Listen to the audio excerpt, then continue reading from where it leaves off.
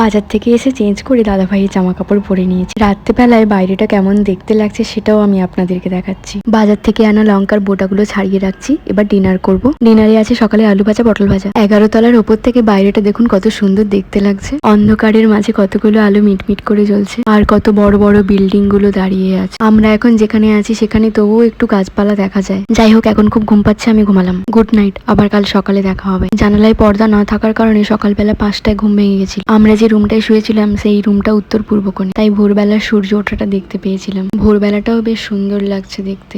দুবার ঘুম ভেঙে গেছিল। যাই হোক, এখন সকালে চা খাচ্ছি। চা না খেলে দিনটাই শুরু হয় না। আজ সকালে বেশ ভালো রোদ্র উঠেছিল। হঠাৎ করে দেখি পুরো আকাশ কালো মেঘে ঢেকে গিয়ে ঝমঝমিয়ে বৃষ্টি শুরু হয়ে গেল। ব্রেকফাস্টে খেলাম ব্রেড, কলা, ডিম সেদ্ধ।